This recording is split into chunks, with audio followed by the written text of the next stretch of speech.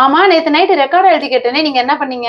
ரெக்கார்டா? என்ன ரெக்கார்டு? எதுக்கு? சப்மிட் பண்ணணும்னு சொல்லிட்டு நான் ரெக்கார்ட் எழுதி கேட்டேன். நீங்க தூக்கம் வருதுன்னு சொல்லிட்டு போயிட்டீங்க. ஆமா, நான் போய் படுத்தோனே தூங்கிட்டேனே. எங்க தூங்குனீங்க? அப்புறம் எப்படியே 2 மணி வரைக்கும் ஆன்லைன்ல காட்டுச்சு உங்கள வாட்ஸ்அப்ல? மாட்டிக்கிட்ட பங்கு. கண்டு விட்டாலையா?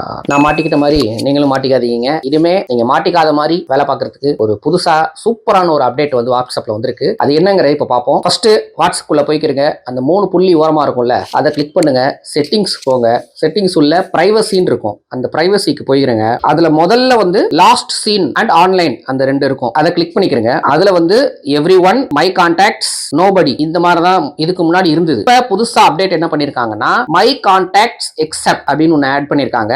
அதாவது என்னோட கான்டாக்ட்ல இருக்க யார் வேணா பார்க்கலாம், இவங்கள தவிர. சோ அந்த இவங்கள தவிர அப்படிங்கறதுல வந்து நீங்க கிளிக் பண்ணி உங்களுக்கு நீங்க ஆன்லைன்ல இருக்கிறதையோ இல்ல நீங்க லாஸ்டா எப்ப ஆன்லைன்ல இருந்தீங்களோ அந்த லாஸ்ட் சீனையோ யார் நீங்க பார்க்க கூடாதுன்னு நினைக்கிறீங்களோ அவங்க நேம அதுல செலக்ட் பண்ணிட்டீங்கன்னா அவங்களுக்கு மட்டும் நீங்க ஆன்லைன்ல இருந்தது தெரியவே தெரியாது. லாஸ்ட் சீனும் காட்டவே காட்டாது. ஹஸ்பண்ட்ஸ்லாம் மாட்டிக்காம நைட் ஃபுல்லா சேட் பண்ணணும் அப்படின்னா இதை ஒய்ஃப் பேர் அதில் செலக்ட் பண்ணிக்கிறங்க. பாஸுக்கு தெரியாம ஆன்லைன்ல இருக்கணும் அப்படின்னா கம்பெனி ஒர்க்கர்ஸ்லாம் பாஸோட கான்டாக்டை அதில் செலக்ட் பண்ணிக்கிறீங்க.